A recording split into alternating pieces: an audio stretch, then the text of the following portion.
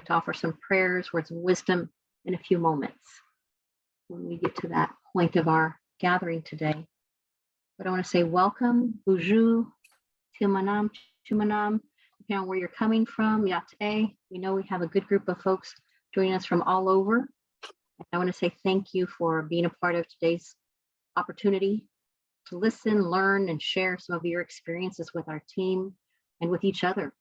It's really important that we recognize the good work that you all do with our Native youth in support of their daily living, in support of their struggles, in support of their triumphs, and everything in between. So we thank you for being a part of the discussion.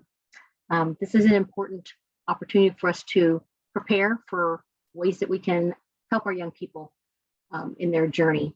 And next week, for those of you who maybe don't have it on your calendars yet, or people who are still looking for resources, it's a National Red Ribbon Week. And our team that's on the line with us today have been developing some important resources for you all to share in your communities with Indigenous Red Ribbon Week, and looking at the strengths and the traditions and our culture as a way to help our young people in the way of prevention. So be on the lookout for those on our website. They'll be posted later this week for you to pull up and use and post around your schools and your communities. So again, we thank you for being with us today. I'm going to have a few things on the screen for you all to look at with me, and then I'm going to turn it over to our presenter for today. Please note that this session is being recorded, so you will have an opportunity after the event to have access to the slide presentation as well as the recording. Most of you know we post things on our YouTube channel. We'll also put them on our website, and then you'll be sent an email with a lot of good information to help you in the area of working with our young people in the area of prevention. Today we have guiding youth to their best selves. I'm going to switch my screen a little bit so you can see the slide better. There we go. Does that look better, Cam? I think so. It's really important to help support our young people to work towards their best selves through Indigenous. Yeah, that looks better. Okay, thank you. Through Indigenous identity, cultivation, and healthy relationships. And that's the focus for our time for this afternoon. Please note that we are one of 2 national offices where we have the opportunity to serve all our tribal communities across the country, including Alaska. It's really important to know that we are unique in that role and that responsibility to help support the needs through technical assistance, presentations, product development, and other opportunities that you may have for a need to serve our young people in their journeys. We're located at the University of Iowa with the Native Center for Behavioral Health. We're generously funded by SAMHSA. So please note that we're supported by the Substance Abuse Mental Health Services Administration. However, the content of this event is a creation of our presenter, Gera Marin, and the opinions expressed do not necessarily reflect the views or policies of SAMHSA, HHS, or our office. After today's event, as I mentioned with you earlier, you'll be receiving some resources, some supporting materials. You'll be getting the links to the presentation, the recording, and then you also have access to our GIPRA survey. This is very important to us, so I put it up on the screen in 2 different ways. You have the QR code, so if you have one of those fancy phones that you can take a screenshot of it and get to our site, or you can click on the link, which I will also post in the chat box for different opportunities. But this helps us share with our funders the important work that we're doing with you and your communities. So we ask for your honest feedback because it cannot be directly linked back to you. It's really important to you to share with us what is working really well with the opportunities we have for you and where we can improve. So I invite you to not do it right now, but later on at the end of our session today or tomorrow to take the time to please fill out our evaluation survey. Just a few questions or comments about housekeeping. We want to ask that you please mute yourselves if you haven't done so already, and be respectful of folks when they are given an opportunity to share some of their stories, some of their experiences from their communities. Everybody will have that opportunity towards the end, and I know our presenter will ask for that throughout the course of his presentation.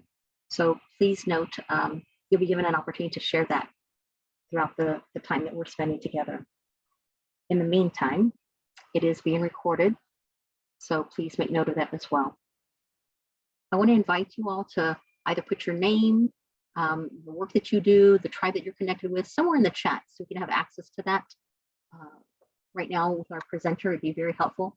So just in the chat box, you can put who you are, where you come from, what tribal community you are from. I know our presenter put a little example there in the box in case you haven't read that yet. It's really helpful for us to understand where you're coming from and how we can help you better serve your communities.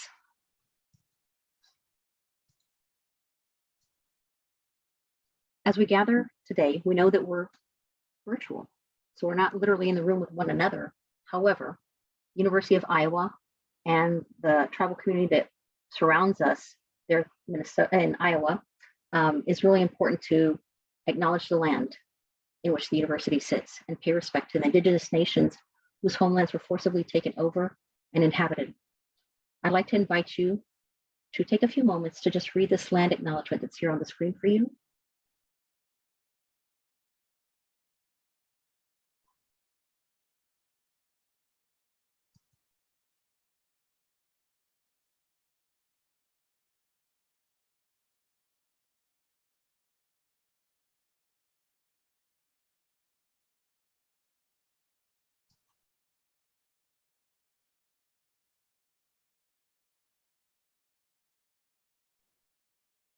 And I want to thank three of my colleagues, Ella Driscoll, Keely Driscoll, and Sean Bear, who created this land acknowledgement for our community at the University of Iowa. I'm Dr. Allison Bays, and I'm joined today with one of my colleagues, Cam Marsingale, and our presenter, Gera Marin. But it's really important to know that the expertise that he'll be sharing is going to focus on our young people, our youth, because there's such an important way that we need to help them in their journey as we cultivate our Indigenous identities so we can form healthy relationships. When our young people know their story, know our story, our history, their culture, our culture, can help prevent the dangers of substance misuse. The resources shared during this session will help empower young people to embrace positive and healthy practices.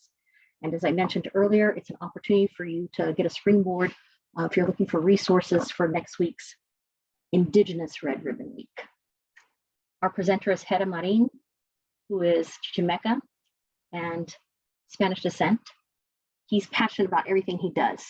I've seen him in action, in person, live, and we know that a lot of the work that he does with our young people helps them not only in the San Antonio area where he's originally from, but it's also in a way that he serves Native youth communities across the country with empowerment, training leaders and their mission-driven businesses to achieve success on the highest terms for our young people, because we know it makes that big of a difference when we address it. Thank you, Dr. Bays, and thank you to all the forces seen and unseen that help us come together today. Piyali, Nostino Mekayotzin, greeting the bright light in all of your hearts, and thanking you all for showing up for yourselves and for the young ones that you work with, you build with, you collaborate with, and the intergenerational work to bring back the balance, the justice, the peace, and the beauty. Some of you may be a little bit further along than some of us as well. So I'm really hoping that there can be a positive, contagious energy in today's session, where together we can remember some of the strengths, the power, the ways to not only keep our young people away from toxic thoughts, behaviors, substances, temptations, but to go to the other spectrum and to really promote those life-giving ways, our culture, reciprocity, and that balance. So setting that intention for today's session, and grateful to you all. And thank you, Tlaskamati, Don Yellow Kidney, for that prayer, for that song, and bringing that energy and that vision of that eagle of the Cuautli. Grateful to you all. And really want to thank you all for tuning in a little bit here in the chat. For those of you that just showed up, you're still welcome to. It's wonderful to see where you all are tuning in from, and some of the way that you work with young people, whether you're working in substance abuse prevention and behavioral health, you're a wellness counselor, you're a caretaker, you're a parent, you're an educator. maybe you're wearing many hats, many roles. It's helpful not only for me to see, but for you all to also kind of get an appreciation for some of that diversity in that way. So welcoming you all to continue to share in that chat. And as Dr. Baez shared earlier, there'll be opportunities. I really wish I was live and in the flesh with you all, so we could each grab some tobacco together, make an offering, and if we could share some songs together and do some movement together and see each other's eyes. But I'm also trusting in these times that we'll make the most of this opportunity, that we will connect and we will contribute in ways that feel good, generative, and we'll also take something. Maybe it's even a reminder, a reinforcement of what we already know, so that we can bring the best into our work, into the culture work that we're doing, wherever we may be here in Abya Turtle Island, and Nahuac. So I'd like to invite us now to each set an intention for ourselves. One of my teachers, he kind of makes fun of me. He says, we didn't really write back in the day. We drew, we sang songs, we told stories. He said, but every once in a while nowadays, it is kind of good to write, not just type, but to write. Something that connects with our minds and our hearts, our consciousness, when we're setting an intention. So I want to invite us, those that are up for it, I'm going to do it with you all. Just invite us for about half a minute to set an intention for today's session, something that you'd like to either contribute or take with you, learn, remember. Maybe if it's even an energy, a way that you'd like to be feeling, or an experience just from this session today. You've shown up to gift your time and your energy. So inviting us here this half minute just to write down what's an intention, something that we'd like to leave today's workshop with.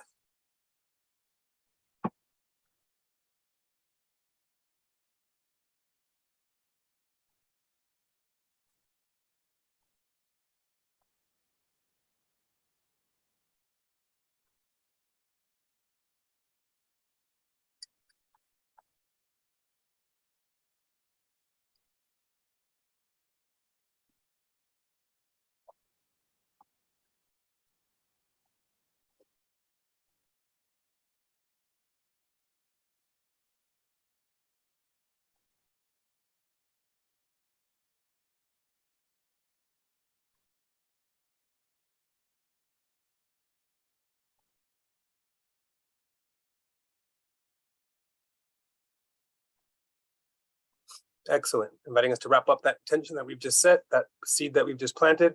And Dr. Baez, I'm about to show a few slides and then a short video, and I'll look to you if you can just give me that thumbs up that the sound is coming through.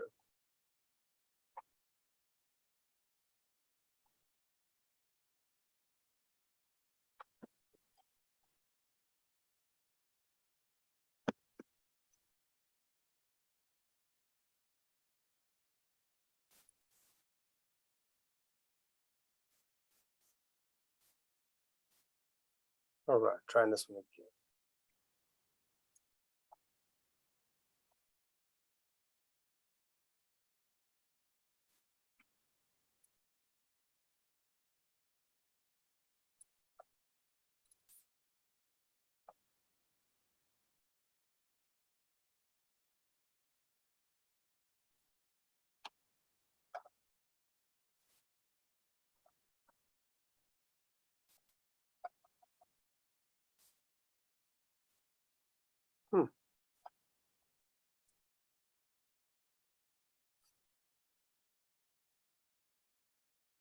Interesting.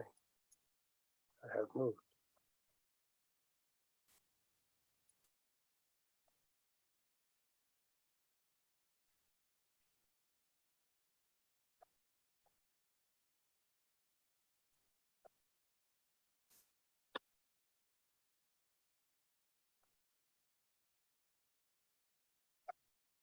Having a little bit of a technical opportunity here, but I'll just share with you all what I have for now. Going to ask Dr. Baez, do you see that slide? Yes. Yeah, it's not the optimal way I want to show it, but after this little video, I'll tighten this up. So lifting up that many of us already know that for prevention strategies, it's already in our culture, in our cultura, our indigenous life way, our cosmology. And I want us to also acknowledge that we already know deep down inside of us that the way to guide our young people, ourselves, to being the best version of ourselves is through cultivating our Indigenous identity and authentic relationships, right, with each other. But today's I'm going to focus on how as caretakers, providers, educators, even parents, how to forge some strategies for forging and bolstering authentic relationships with young people. I'm going to give you all just a little bit of my own experience as I'm a part of an intergenerational community where I work with young people, mostly middle school, high school age. Lately, the past 2 years, I've been working more with transition age youth up to the age of 24 as well, training them to do some mentoring.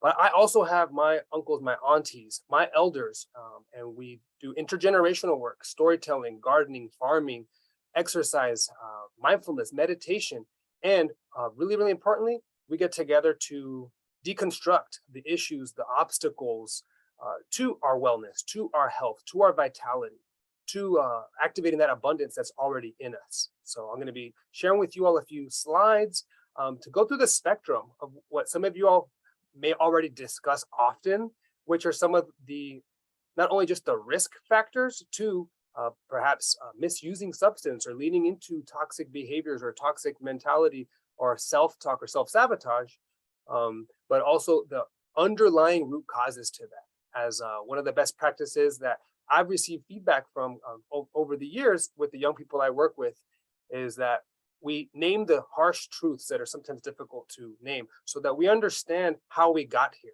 We know that we're resilient, we have power, love, beauty, wisdom inside of our moyo koyani, inside of our DNA, and we have to name some of the obstacles, whether they're now implanted in the mind or mainly the systemic obstacles. So we'll get to some of that. So I want to invite you all to really take care of yourself during this presentation. If some of you already kind of heard some of this, you feel like you already teach some of this, and or if like me, even just kind of researching some of these topics, it kind of pushes my buttons. It kind of gets me a little bit shaky at times, some of these harsh truths, right? So I want to invite you all, just like we model for the young people, to take care of ourselves.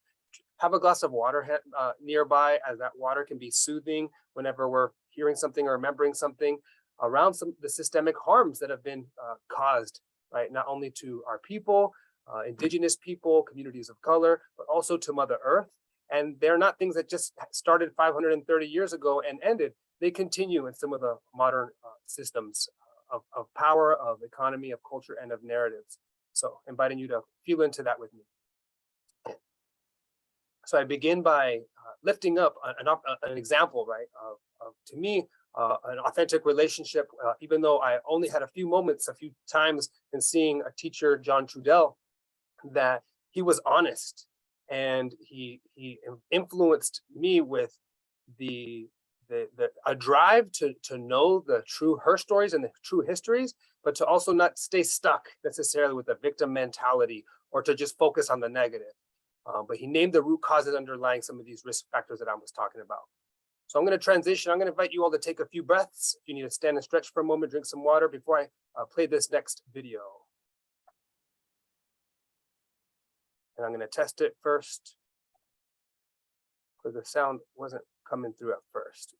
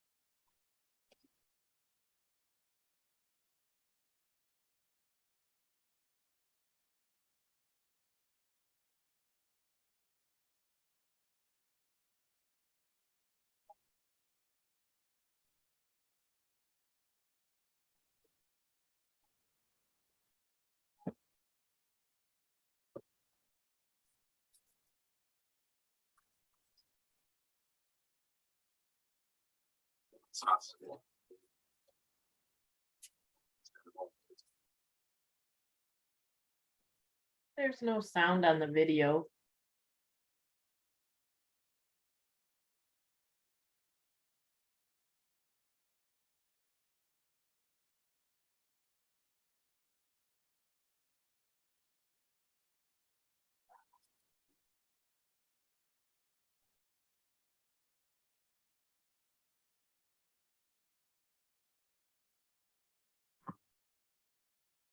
Had the sound?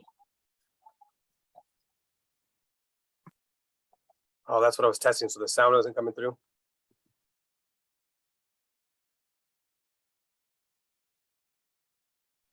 Cam, do you have a suggestion? If I get it in the next minute, it's meant to be. If not, I'll send the link to folks. But Yes, you can put the link in the chat if we can't get it.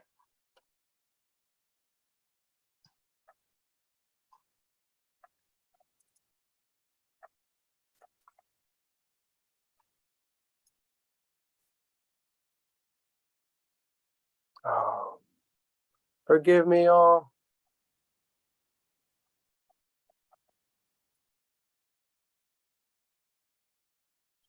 You have the link for Cam.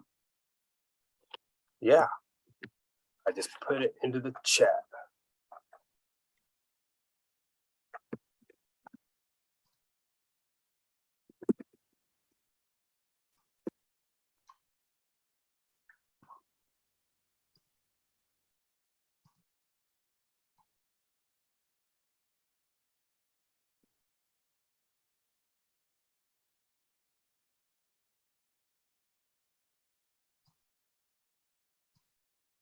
And I'll stop my share so that Cam wants to play it from their end.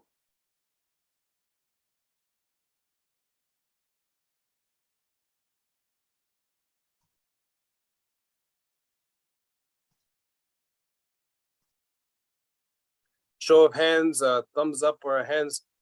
Who here has ever played a John Trudell track for any of the students or the young people they work with?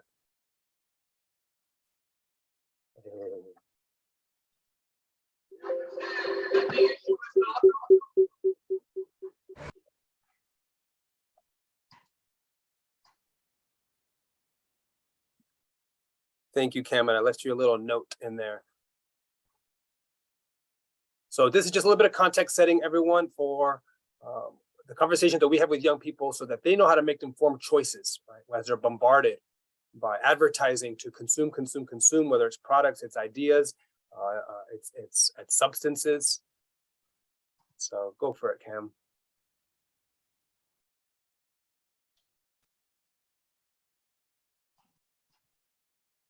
System. We cannot change the economic system. We cannot change the social system until the people control the land, and then we take it out of the hands of that sick minority that chooses to pervert the meaning and the intention of humanity. There was trouble in Custer, South Dakota yesterday after President Johnson transmits the bill to Congress as Attorney General. The great lie is that it is civilization. It's not civilized. It has been literally the most bloodthirsty, brutalizing system ever imposed upon this planet. That is not civilization. That's the great lie, is that it represents civilization.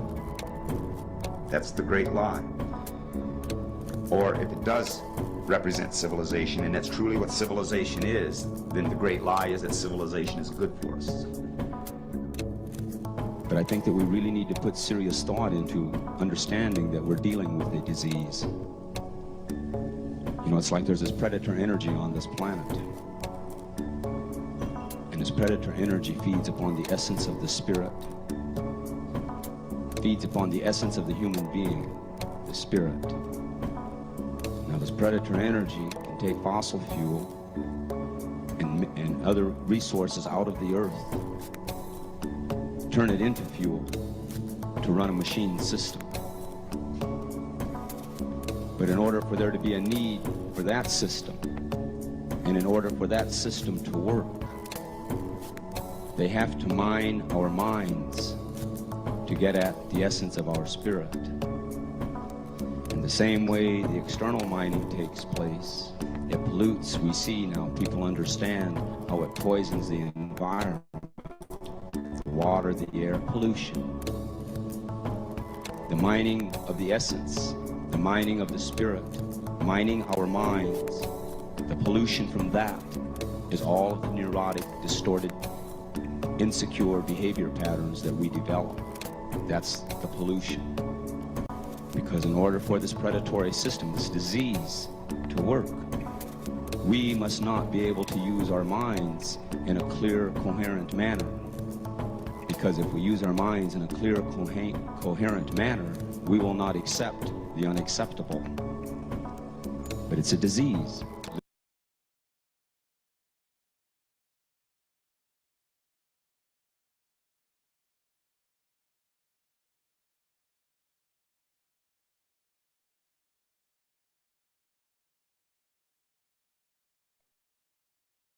Thank you, Cam. We can exit from the big screen.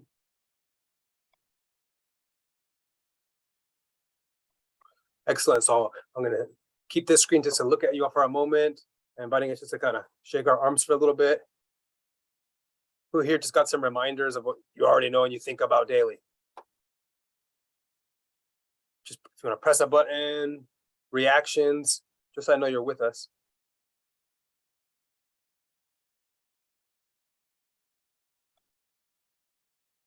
Who here feels like this may be too much to show to middle schoolers?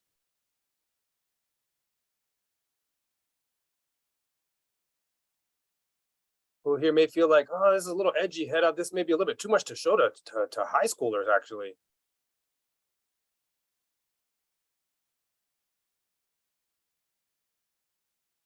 Anyone here have anyone in their own family that would maybe like disagree with some of what the late John Trudell was saying? Maybe say he was overreacting or exaggerating a little bit too much. Anyone and have anyone in their own families?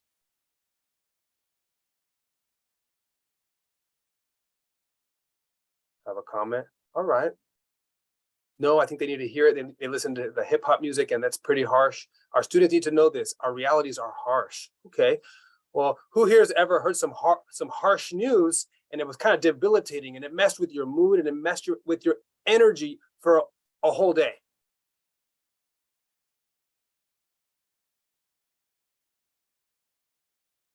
Anyone here hear some like harsh news stuff on the media, on the radio, and it messed with you for more than a whole day? It lingered for more than a whole day. It could have been even a few days. And show of hands, who is often considered, who of you are often someone that people go to when they hear bad news and when they're depressed or when they're sad or they've lost some hope? Who here holds space for people in some of those situations? Thank you all. And appreciating some of those comments that our students need to know this. Some of the realities are harsh. The Creator did not intend for us to be filled with this disease, bad medicine. And that's why we use our teachings and smudging. Yes, right? So at the beginning of this, I also mentioned, right, that today we're going to have an opportunity for you all to lift up what works for you all in keeping the young people you work with resilient, strong, powerful, knowing who they are. I also want to be self-critical, you all. I use this term resilience, but I also challenge myself because I share this with the young people, that my goal isn't just to make the young people resilient so that they tolerate and they put up with injustice, right? And it's really difficult in Texas right now where we are because they've made it illegal for us to teach the true origins, her story, history, right? So it's really difficult. It's really confusing. Show of hands, who here was raised with original teachings? Teachings of who you were, your Indigenous identity in a positive way.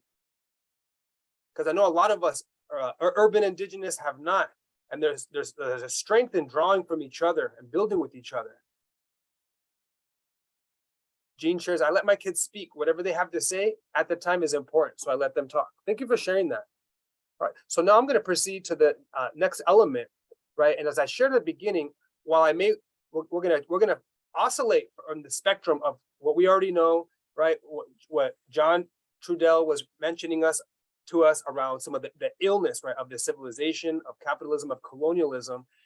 And for us to each be making those connections on our own and what feels practical and resonant for us to be authentic and honest with the young people that we work with, not to make them feel afraid or to get them to feel doom and gloom, not at all. Actually, so that we understand, right, the way our mind works, like the late, great John shared, that they've mined our mind, they mine our spirit, right?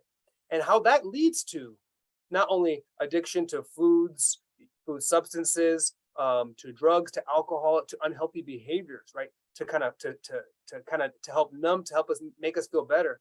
But one of my goals for us out of this conversation, this exploration, is that we all can normalize it for the young people we work with.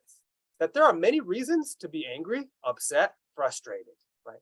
And that we can draw on our indigenous life ways, our ways of being, to be strong, to stay rooted, and to do things that keep us healthy, powerful, bright, and like the nopal cactus, even thriving and flowering in harsh environments. Right? While it is ideal that we be raised around love and full self-acceptance, sometimes that's not the case. Who here had, besides me, right? I had a parent, my parents loved me, but one of my parents was very wounded and he was really harsh on me. And he never made me feel accepted for who I was, never made me feel like I was enough. I always had to do more to try to be enough. So then I internalized a voice.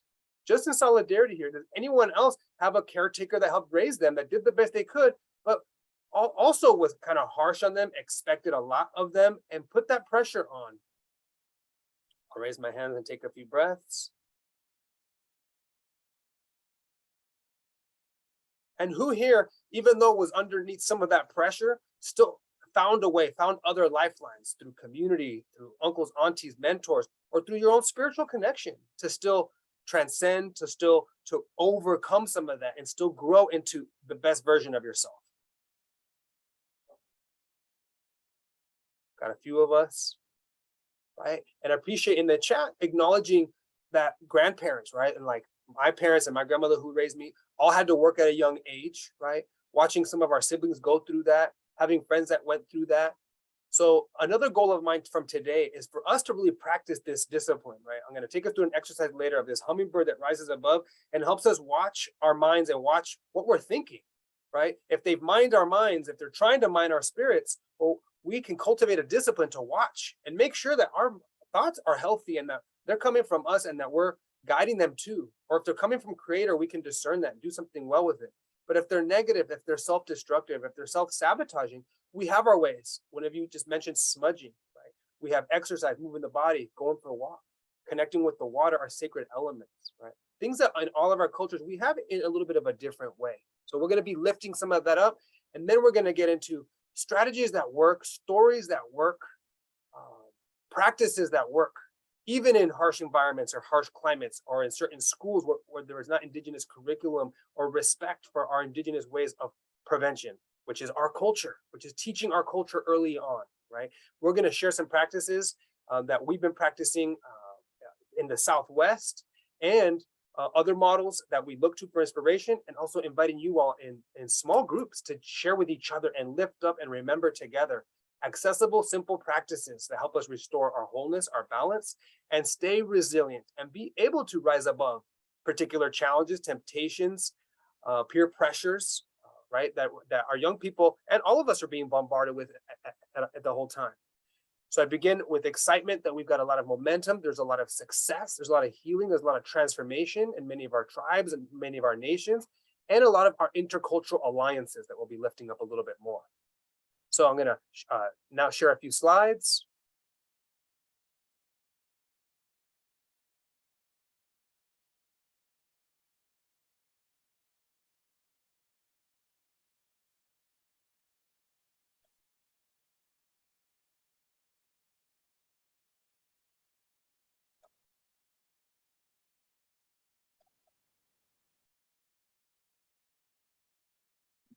All right, so we saw that video. John helped set that tone, and just a few slides on some of the basics. And I feel like, to me, is mandatory that our young people know that there is intergenerational hurt, pain, frustration, and anger because of the boarding schools, whether it's Canada, here in this part of Turtle Island, in the United States, and also in Mexico, their own version, like these Catholic schools, which makes it really difficult because I'm going to be honest and share that I was raised in a pretty confusing setting where there were some people that were religious in my family that were really interpreting the teachings and those books, and they were good people that did service for Mother Earth, and they honored the indigenous teachings and some of the religion. So I saw that was a possibility. But the majority of the people in my family and in my community where I was raised in the Chihuahua Desert on the border, Juarez, El Paso, we're using that text to control people, to make people be afraid. So I was raised with like a schism and a split inside of me, but I had my auntie that said, take the best of your culture and anything else they're teaching you and leave the rest, right? And somehow she helped me early on when I was getting kicked out of catechism for asking too many questions. She encouraged me to just go through the motions. And she said, you know, some of those teachers, they worked for peace, for justice, for balance, and they also were reprimanded and they were hurt and and their lives were taken. So get those teachings, but you have to learn to stay low key, Hera. You cannot be asking these big questions. These are systems that have been in play for a long time, but you can take care of yourself and you can navigate these systems to later have more say, right? So just leaving that with you all. There was displacement, right? And there was attempted genocide, because they thought they did bury us, but they didn't know we were seeds. My grandmother told me, and later I heard from the Mayan prophecy from the Pop Vu. Another image. And this, and noticing what this may bring up for us, these reminders that, again, I have this glass of water, I'm sipping on it, and I'm needing to remind myself of this so that I also can remember that there are forces that tried to displace us, to remove us from our families. And as sophisticated and conniving and hurtful that they were, their plan has failed, because we're reuniting, we're waking up, and the prophecies are coming true of our consciousness coming back. And not only in each of our nations, they're being a picking back up of our cultures and our ways of life, but through intertribal connections, we're encouraging each other, we're helping each other remember. So this is one of those images that from the Ingenuity series that I'm going to be sharing a link to, short little animations that we share, which leads me to how important it is for us as educators, as caretakers, as providers to name, to build this level of trust with the young people that we work with, and not just pretend like we're going to only teach behavior in order to prevent substance misuse or experimentation or abuse. We want to build a level of realness and authenticity with the young people by showing them that we have an analysis of the root causes that have caused a lot of the illness of the mind, of the body, of the spirit of our people that lead to toxic behaviors, to addictions, right? So I share some of these examples as the way we frame it, which is in the agricultural sense of uprooting and composting the toxic factors, right? So we've got the roots, we've got some of the young people we work with, pulling up the unhealthy weeds around the squash plants, right? And then there's the composting down low, right? Which isn't like throwing it and burning it, but it's giving it back to the soil so that those microbes turn it into something new. So we can create our new stories, our new narratives. So I list these out. Uprooting and composting the colonial extractive mindset, right? And naming that and showing images and videos to the young people that the modern colonial mindset is to extract from Mother Earth, make products, and fill this emptiness in humans with materials to make them feel well. Individualism, which is an antithesis to our indigenous values of community care, of working together as a whole, right? So uprooting individualism and individual success and individual leadership. Uprooting materialism, as I just mentioned. Uprooting internalized inferiority, right? So inviting us to kind of scan in, right? We may have already done work around this, and there's something really special to be able to do this work also with the young people, and to name how we may have internalized an inferiority idea or narrative or complex, right? Or growing up myself as being mixed race indigenous, there were moments where I felt less than white people that spoke a particular kind of English or dressed in a particular way, right?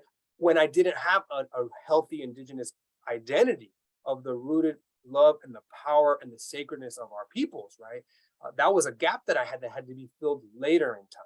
So uprooting and composting internalized inferiorities or less than or not enoughness, right? And us as adults supporting the young people with that. Dismantling the doctrine of discovery and all of its teachings, right? That came right from the Vatican, from Europe, that said that that indigenous peoples were less than, right? That the white Europeans were a superior class and they had complete divine right to conquer and to expand their empires. So that's where a lot of those rules came from in the papal bulls, right? So we show not only documents, but videos, and we name all this stuff. Again, not to just focus on the problems, oh my gosh, it's daunting, but we need to know where a lot of the illnesses came from, because there's some people that justified it in their minds. And that's where the real illness came from. And then lastly, I put here is the erasure and the whitewashing of Indigenous her and history, right? Because oftentimes there may be some stories, but they're from the version of the him, right? So in here is also the patriarchy, that the male is the dominant, the male is better, stronger, more muscular, more apt, right? Which is contradictory to in our Indigenous ways. Not that they only glorify women and that women are only the best, but there's a high, deep respect for that, for the birthing body, the being with the womb, connection to the waters, to the cosmos, to the cycles, right? And in our cultures where there were the grandmothers' councils that elected the males to be the messengers, to be the runners at times, but not the ones that were making choices and decisions, right?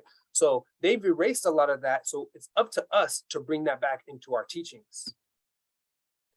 I share how we do some of this. We share videos. Someone made a mention, well, I'll come back to that here in a moment. But this is an excellent series, the Ingenuity series, and they're online. They've got excellent series resources. They're on ITVS, it's free. These are 6 of the main videos that they show. I'm just showing you kind of a screen, but they have a really beautiful way through animation, through music. Partners out in California and San Diego with Manilleras, incredible people. We'll share these links to them, that the young people that we show it to love them, because it shows not only some of the problems, the issues, the root causes, but also the beauty, the power, the strength of our peoples, and some of those core teachings through beauty, through music, through art, through seeing the power of people united, and with some humor and some playfulness in it as well. So inviting us also to bring in a best practice of sharing music, sharing poetry, sharing videos, right? And also pacing ourselves with it. We may not begin by showing that John Trudell video that I showed at first, right? Depending, we're reading our audiences as well. I've been in certain situations where I'm monitored to show that stuff, but I've had to make a case and be able to show the results. That when the young people have an analysis of our systems, they are proven through our research to make more informed choices and to be more resilient, more grounded, to make choices that are in alignment with their values, their health, and some of their visions. Going forward, another image. So we've shown a little bit about the past, but also today, commonly today.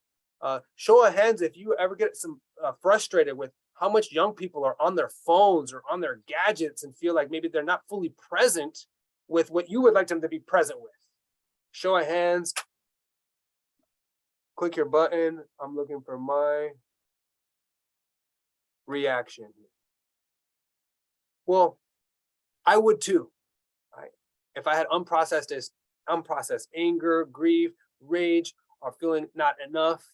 However, I was activated by mentors of mine that early on, and I felt like I came around late in high school, started to help me understand how corporations were running our governments, how very few people were writing the curriculum in our schools that were designed to make me feel like less than and not necessarily aspire that great for myself.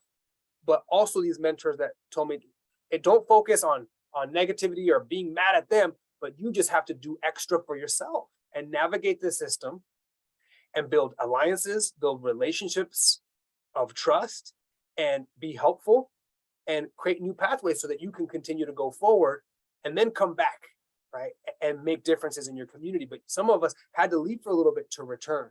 So I share this as it's really important, and it's touched a lot of the hearts and minds of the young people we work with, even though we're here in Texas, which is this effort to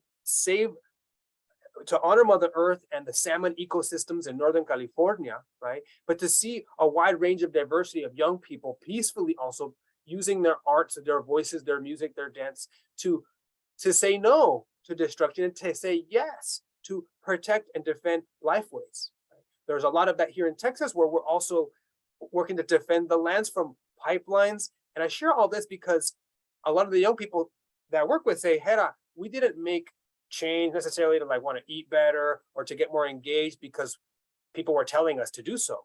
A lot of people sometimes get engaged, and it's a true story from me. When we start to hear of the injustices and the pains being inflicted on our Mother Earth and our people and animals and all life, that's sometimes will engage us, right? So it's not necessarily a negative thing or a bad thing to show some of these truths. However, it's up to us as adults, as educators, providers, to make sure we don't stay stuck in the negative and then ask the young people, what can we do about it? What small things can we do to educate ourselves, to come together, and to be parts of whatever solutions? So I'm going to move into that here in a moment. Another image that I want to share with you is, while as much as possible, we'd like to take young people to see art, to see murals that reflect their beauty, their strength, their creativity of our indigenous peoples, whether it's localized, right? We have a lot of that here in Yanaguana and San Antonio, but this is a great image when I was living in the Bay Area, that one of our stops was to go to the Intertribal Friendship House, which shows a lot of the intertribal unity and that balance of protecting land, but also growing the culture, reviving the healing ways, the beauty ways, and seeing the indigenous Ohlone peoples there, which I know some of you are really in close relatives with up in the Marin County area, but also seeing the young people drumming, singing, the agriculture, right, as a way to connect and feel that identity to the land. And, you know, mentioning John Trudell, right? There's that history also of indigenous resistance and defense of Alcatraz Island and all that has meant, right, for protecting sacred places and how that's giving energy to do that in peaceful, nonviolent, and beautiful ways. So one of the things that we're reminded of is that it is unfortunately normal to be upset, angry, and sad, and sometimes not even understand why. So reminding the young people that they are gifts, loving them, accepting them, makes them resilient to toxic thoughts, peer pressure, and depression. This is proven to us in the feedback and the surveys and the interviews that we've been doing with young people over the past 9 years. And at the bottom, I write, it takes a community of care and, yes, some personal effort to activate our innate power to thrive in harsh climates, right? So going to this next slide. So I'm going to invite us to do a short little activity together.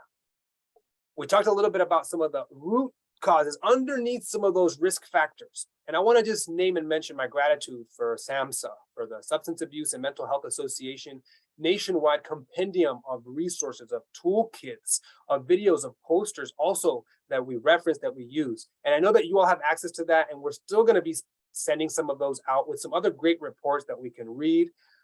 And what I want to honor is what we do not see discussed enough, right? Is these root causes to these risk factors, right, that we must name. And we also must build alliances, because we also are very careful that it's not just, oh, white people are bad and white people are and the governments, they're all bad and they're all the problem and nothing has changed, right? It takes a new skill of also discernment and figuring out there's a lot of wonderful people in all sectors of society, from the healthcare, from spiritual, from religious institutions, from education. It's complex, but through these networks, we have a lot of support that's lateral, that's mutually empowering. So one of the main teachings that has helped us in our work is to remind young people, and look how I write it, because I'm writing it to you all as a reminder, and about our youth, that youth are a gift and have a sacred purpose. We encourage us all to share teachings and examples of communities that have unique roles to advance the whole, right? It's not just the individual, but how we all have a unique role. And I'll share an example, like one of my adopted sisters who's along the spectrum of the autistic spectrum. But instead of seeing as if she has something that she lacks, a scarcity, or that something is wrong with her, we're raised to know that she's got a particular gift and a way of seeing things that's just perfect as well. And she has a way of bringing out a particular type of joy in people and getting people to dance at ceremonies and inspire and model this gift giving and this unconditional love that sometimes can be challenging to do. So we honor, that particular role. We honor how we all have different skills and gifts and talents. And when we do not pursue those, we're in trouble. That's when we're a little bit more susceptible to low-grade toxic thoughts, self-sabotage that lead to substance abuse and other things like that. So I want to give you an opportunity. I'm going to put you into small groups for a moment, right? Things that we're going to model for the young people we work with. Youth are a gift. You are a gift and have a sacred purpose. And I imagine that you all have your ways of teaching and sharing examples of this with the young people you work with. But just for now, I want you all to share with each other, what is one way you like to contribute to others? Be present for them, have a positive impact, or be helpful. So I want you to think about that for a second. If you'd like to jot it down here for just 20 seconds, and it can be anything as simple as just being present and being an open heart and listening mind. Well, I put you all into small groups. Thank you, Paul, for that reflection. So thinking about one of the ways that we like to show up. I'm going to put you in pairs and inviting you all just to share 1 minute each. And the person with the shortest hair gets to go first. It can be kind of fun and kind of funny on Zoom, but inviting you all to go there. And all right. You're in pairs. Please accept the invitation into this group of pairs. And it can be quick. You have 2 minutes and you'll return. We'll call you back. Thanks for accepting that invitation. I'll type it in the chat in the broadcast and send that out as well.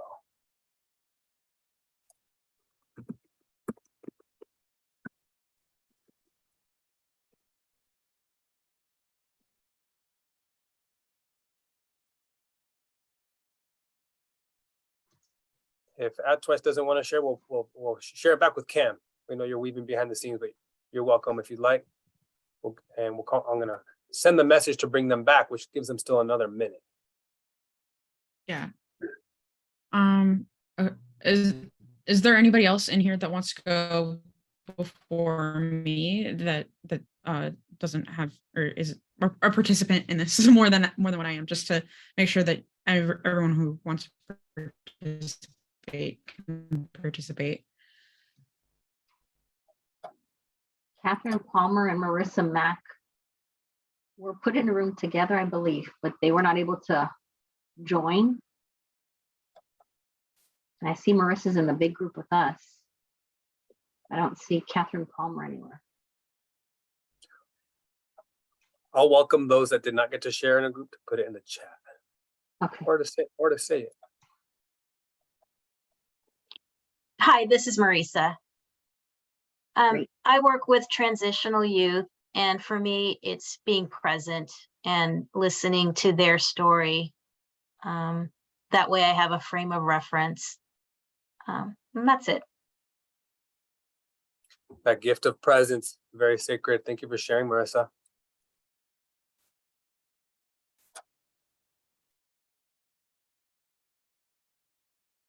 And cool to hear, Carlos, that you play that flute, that medicine through that wind, through that instrumentation. It's been good medicine for me to listen to the flute. So the young people are lucky to have you out there.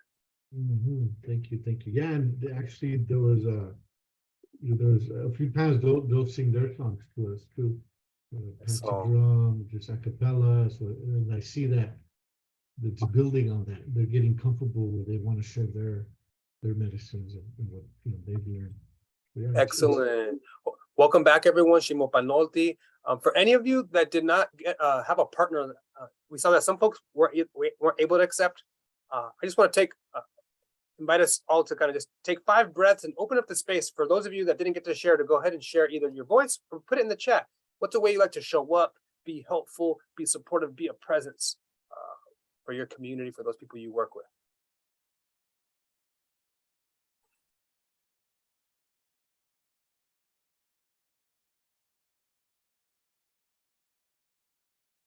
In this moment, for those that didn't get to share yet, see, Catherine didn't have anyone join the room. If you'd like to just share, what's one way you like to show up? Contribute.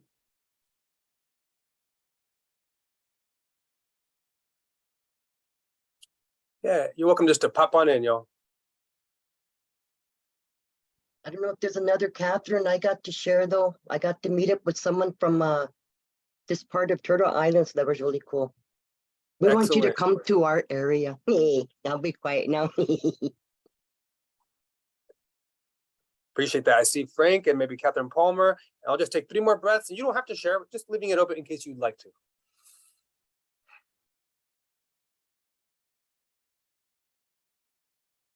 Well, generally, I've been doing empowerment with people, getting them to identify with what their values and their sense of self-worth, and then empower them to follow through on those ideas that they have or urges that they have.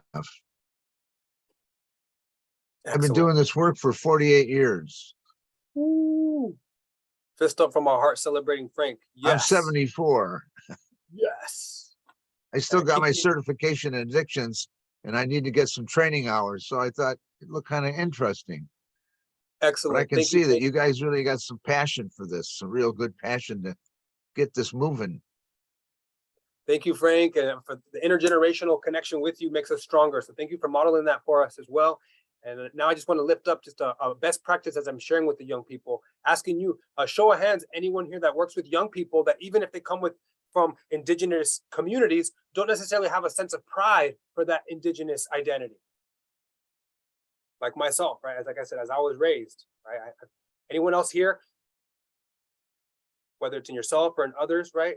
So I share this practice with you all because there are times where I've seen educators get frustrated. Oh my gosh, why don't our young people value themselves or see how beautiful or how powerful they are in our cultures and value them? And not only in indigenous communities, but some of my Black brothers and sisters and my aunties and uncles, similar struggles here, especially in Texas, right? So instead of us as educators forcing it, I share with you all that the way we're wired and we can unwire ourselves and rewire, recondition ourselves is sometimes when we have educators and adults that ask us questions that kind of lead us towards a little bit of seeing that we do have a good feeling, a good heart, a good intention, right? Even if we're a little bit angry and upset and frustrated, that the educator says, hey, Hannah, that's normal for you. There's a lot to be upset, angry, and frustrated about. Like, ooh, what a relief, right? As we're used to being judged for, wow, why is he so angry? Why do you have such an attitude? So where we normalize to the young people, hey, it's actually normal right here to have an attitude. Like, there's a lot of reasons. And it's up to us to work together to channel that, work with that anger, work with that rage, right? And all we can do is share with them from our culture what we know, right? So in a moment, we're going to get to that. But every once in a while, asking them questions. And they may say, if you ask them to think about something positive, they won't be like, no, all I have is things that are negative. All right, well, what's something you like to do for other people? Some people that could be challenging for also. But I'm just kind of sharing with you all that we want to guide them to then share. Another question is we like to invite them to ask, what is one thing that you like doing? And when you're doing it, time just flies. You're just in the zone. You feel a sense of peace and a sense of power and of energy. The first time, young people may say, oh, scrolling on my phone or sleeping. Right? I'll be like, wow, that's really important. You validate that. Like a lot of people do not sleep enough. And that can lead to some illnesses and some messed up things happening in our biology. So really good. So you kind of validate that. Any other things that you do where you feel like you're in your zone? People may say, oh, well, I'm talking to my best friend, or when I'm walking, or when I'm doodling, right? And we just want to validate whatever it is that they do to feel good, right? Because we want them to have different strategies to feel good and not have to ever rely on substances, right? Or rely on having to people please someone else so that they feel validated. So I want to move to this next piece around some of the best practices and this hummingbird view of our mind and our thoughts, right? So we share with the young people that, yes, there are forces out there that make money when they control us, whether it's to buy their junk food or buy their silly material stuff, right? However, I name to them that while I'm a spiritual being, I chose this human form, and I've been through a lot of challenges that I can look back on and be like, wow, they made me stronger and they've guided me to the work I do. And I love Mother Earth and I want to be as light on her as possible. And how much I'm polluting if I drive a car that has gas, or I use electricity for this computer that maybe is coming from a coal fire plant. And while I want us to transition to renewable ways of living that respect our indigenous values and Mother Earth, I'm a part of the problem too. So I'm not pretending that I live in some other utopia or we're going to, but I'm modeling for them that I'm doing the best I can at this phase of my life. When I was 15, I didn't really have that much say, right? And where I was gonna get this food or get this clothing, if I was getting clothing, right? So I share with them that we're going through phases of life, right? And that we're doing the best we can with what we've got, and that there's a healthy discipline that we can have with today's modern technology as well. I'm so grateful that I have these machines where I can communicate with you all and connect and see you all type in the chat, see your faces, see you all connect with each other, hear prayers, hear songs. I am so grateful. And to stay fully human and for my brain chemistry to be in balance, I've been taught and mentored, and I had to be really encouraged to take my breaks, to do things that make me human, right? Which is go outside, look at the horizon.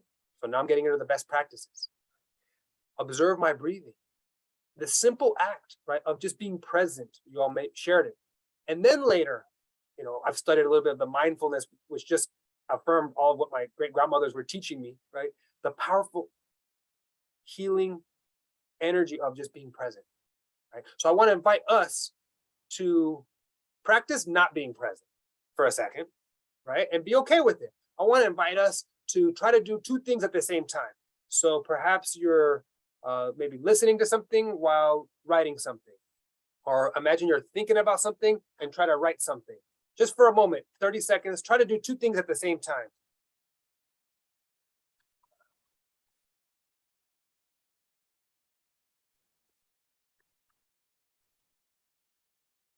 And imagine yourself when you're at the computer and you're on a Zoom call and you're also checking your text down here, or you have music playing, but you really think you're focusing on the work that you're doing.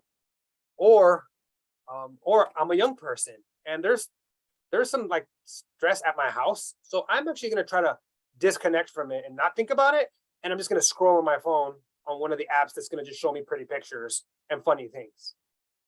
So I'm giving us different kind of examples along the spectrum of how technology may distract us, but at times it may be a coping mechanism. Right? Some of you all showed your hands. I'm going to ask you all again, who here works with anyone that you can observe may use technology, the phone, the computer, as a coping mechanism, maybe to numb themselves for a moment, maybe to feel a little bit better, maybe to kind of forget about some of the challenges at home.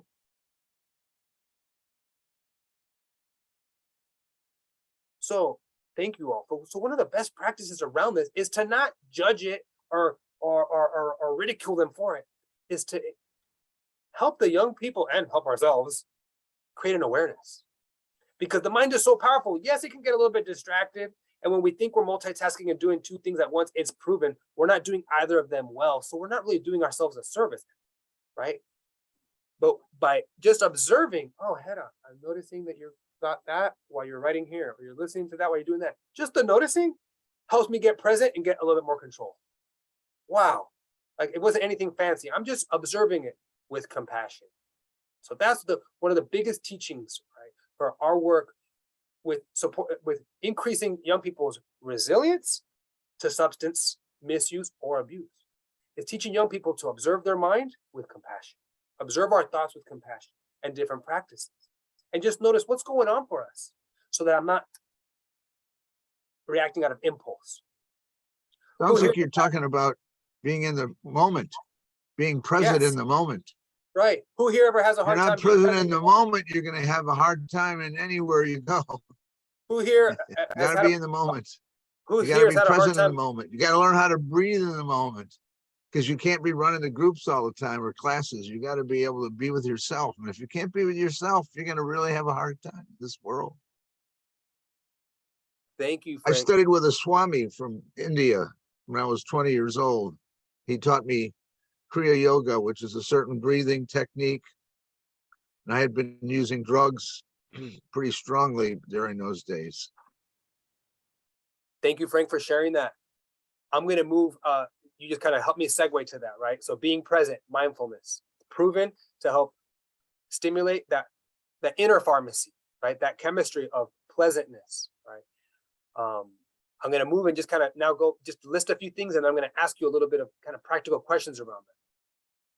On the left side, I'm kind of following the importance to honor some of the protective factors to make us resilient, powerful, rooted, grounded, knowing ourselves, right? One is our morning routines, right? Now, it may be at times challenging to do it the way when I visit my hometown and with my elders, we wake up in the morning, we greet the sun, we sing to the song, we offer some smoke, we go on a walk, we have our particular practices. In the urban environments, even on some reservations, I'm reminded that it's not that easy. So we encourage young people to create their own morning routine that works with them and their style, right? One of the boys I work with, he has to get his little sister ready for school. So he doesn't really have time to get himself and his little sister ready for school and to do his practice. So all he has opportunity to do is he gets a glass of water, he talks to it, he thanks it, he drinks it thinking it's going to give him energy for the day. He does a little bit of a stretching routine that we've taught him for 2 minutes. And then he goes downstairs and he starts getting ready for his day. But he commits to himself to not turn on his cell phone, right? Until after he's done that, right? So he has a 3-minute morning routine, right? Now, what is the result of that, right? He tells us he's more centered. And so when distractions come or there's loud cars outside, when he's walking him and his sister to school, he doesn't feel like he's knocked off of his center. He doesn't feel like he's distracted or he's like, he used to be annoyed by the cars and the traffic. He's not annoyed anymore. He's able to keep his peace in his center, right? These are small things that help us stay resilient and rooted so that we never have to react or reach outside of us to create a pleasant feeling or a sweet feeling. We move down to at any age. We start this with the 5-year-olds, right? That some of in our educator networks that we work with is 20 minutes of exercise daily. And if it's going to be walking, that it's brisk walking. And it's not a physical exercise activity. This is actually a brain activity. And all the research shows it, that getting vigorous activity that strength moves the heart, gets us our lungs pumping a little bit, is good for our brain, produces all that right balance of the serotonin, the opiates, all that healthy chemistry, which lead to helping us make choices throughout our days, check in with our emotions, assess what's going on with me, what may I be needing right now. Exercise leads to me being able to do that a little bit more, right? So we kind of demystify and say exercise isn't just to be fit and to feel good and to prevent these dilemmas down the road. It's to feel good right now, and let's try it out, right? So that's another protective factor. And in our cultures, right, in our indigenous cultures, it's a normal thing for us to wake up, to move, to sweep, to walk, to go tend to the plants. Some of us to go on a light jog. It depends on the season, right? But there are times where it's cold outside. So indoors, we'll do some sit-ups, we'll do some jumps. I promote putting on one of our favorite songs for 3 minutes and dancing wild and free, right? So there's different things that we can do and explore what's appropriate for us. Another protective factor is hearing our stories, seeing healthy representation of Indigenous people in books, film, and videos. Raise your hands if in your office, if in your libraries at your school, you are surrounded by books and videos that celebrate the beauty, the successes of Indigenous peoples. Raise your hands if you need more of those. And this is for you. You're raising your hand so you can see yourself raising your hand. Raising our hand if we need more of these. Right? I put a link here and I'm going to follow up with it, right?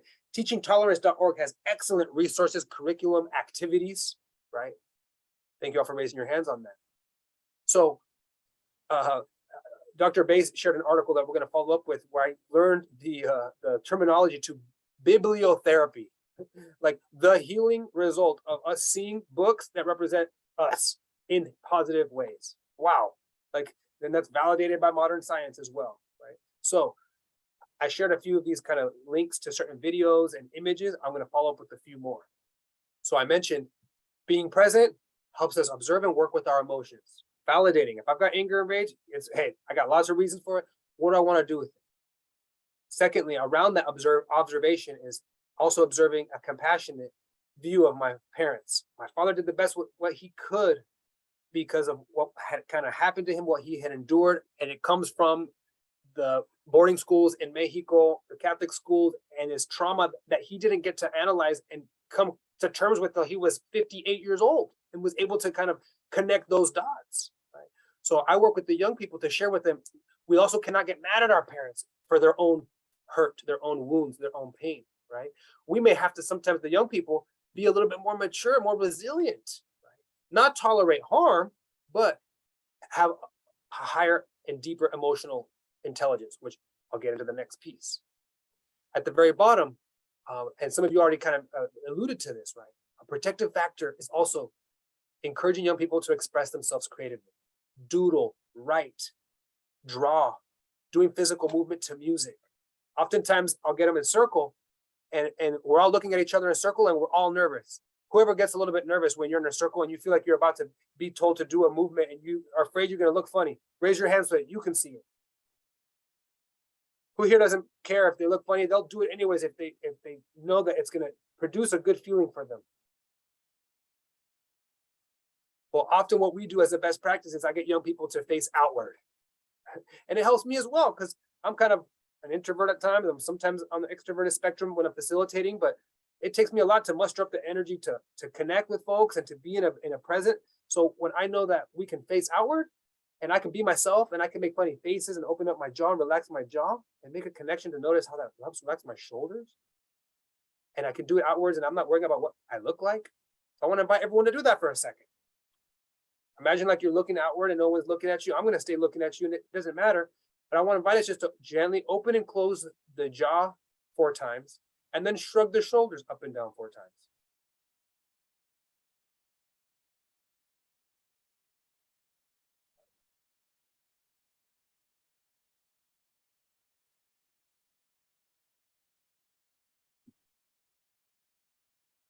Excellent. Inviting us to rub our hands together and noticing the sound.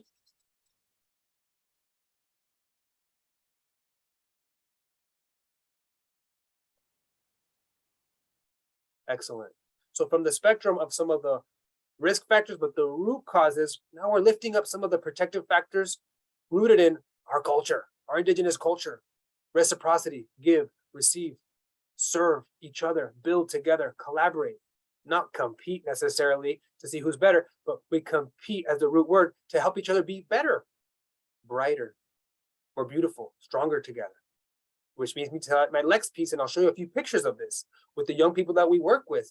For about 15 years, I've been doing agricultural work, youth leadership, food justice, food sovereignty, supporting young people to reconnect with food, our foods from the prayer to the seed to our tables, to the way our economies work, the industrial agricultural economy works. And little by little, create plots of land where we can grow our own food, feed the elders, feed ourselves, grow our herbs, grow our medicines, and make it cool again.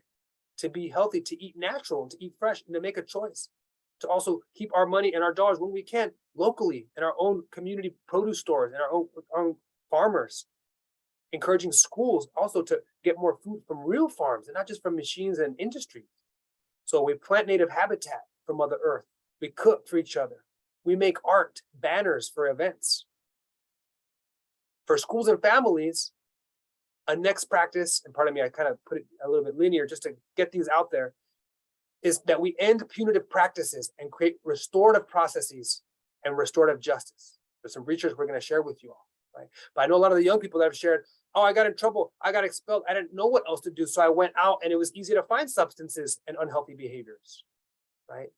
So bringing back our indigenous ways of restoration, restorative justice, restorative processes, drawing from our own territories that teach wholeness, community care, such as like the medicine wheel that's used here. In a lot of different regions, we've noticed it's a little bit different, but where that medicine wheel shows mental health, spiritual health, physical health, emotional health, and those visual representations that help us understand it a little bit more.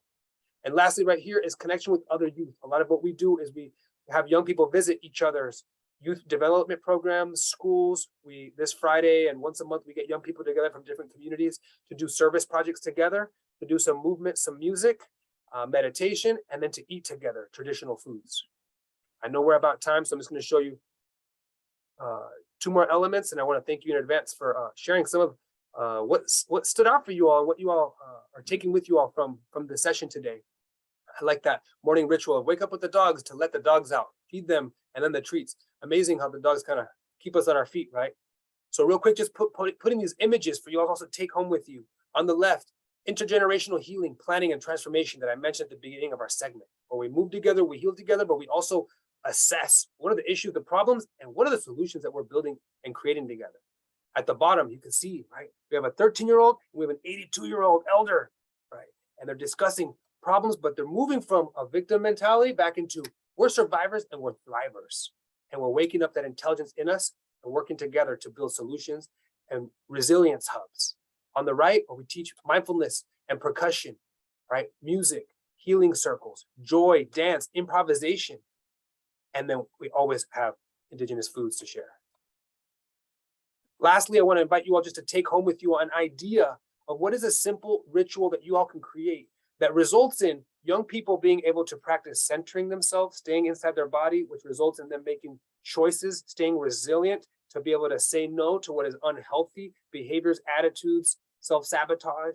And one of the main ones that the young people say work for them is that we open our classes with in circle, we take 7 breaths together, fill in the belly, fill in the diaphragm, which engages the amazing mind hemispheres and our endocrine, our nervous system. In circle, we pass a talking piece and invite students to sometimes just share a low point and a high point from their day or week. Within a few weeks, the young people are recognizing that they're also building with each other through trust, through vulnerability, and it's building a fabric of more trust, of more connection, so that they can go to each other when they're having issues. Instead of needing to rely on a substance or unhealthy behaviors, they're building communication processes with themselves. And if your community has a practice like this as well as part of your traditions, we also will greet the 7 directions and the qualities of the directions, also as a way to center ourselves. And we encourage the young people to do this on their own at times to restore and reclaim their balance. We're at time, so I'm just gonna move through these real quick and just lift up again. Protective factors are our Indigenous ways of being. A simple one, walk in nature, unplug from our phones often.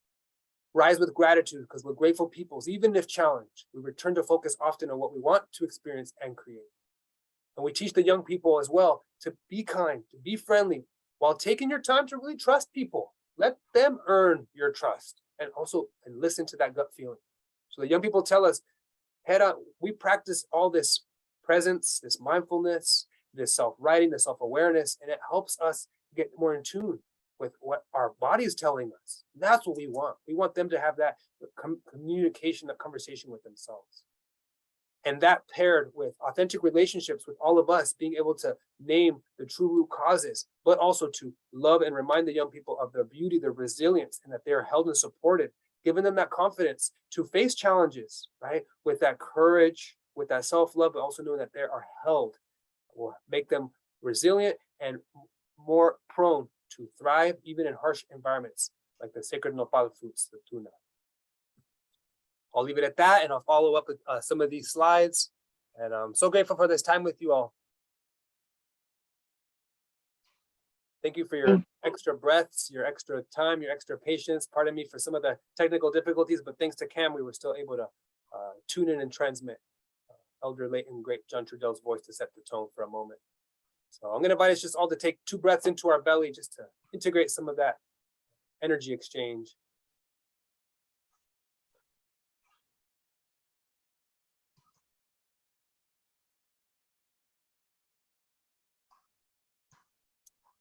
And I know that we're at time, so I'm going to pass it back to Dr. Bays. And thank you all for showing up for yourselves, for each other, and thanking you also for answering that evaluation survey so you can share with us what worked, what could be better, as we're always working to improve and make these sessions meaningful, connective, transformative for you all, and to help reinforce the power that's already within you. And if you're still on for another 30 seconds, inviting you to just type in the chat. What's the smallest thing that you'd like to apply in your work? Something that was either reminded of you today or something that was reinforced. The smallest thing that you want to practice in your work with young people in your communities. Thank you all. Timoitase. Catch you all soon. Thank you. As you're typing in the chat, I want to say thank you to Gera and for being our presenter, our expert, sharing his knowledge, his experience, just spending time with us this afternoon. This isn't the first time we've had Gera with us. He led a summer series. So if you're interested in more about what he's done, we did a native medicine series over the summer. So Frank Morales or anybody else on the screen who wants to check that out, you can go to our website, National American Indian Alaska Native Prevention Technology Transfer Center, and look at our products that are listed there on the screen. You'll see a lot of our videos uploaded. They're also on our YouTube channel. But as a reminder, after today's event, you'll be getting a follow-up email from our staff. I'm Dr. Allison Bays, and I serve as the program coordinator, and we have Dr. Skinstad as our director. And then on the line with us, we've had Cam Marcingo, who's our research assistant, and so much more. But it's important to know that a lot of folks behind the scenes help get this together for us. Moving forward, there are a lot of great opportunities coming up.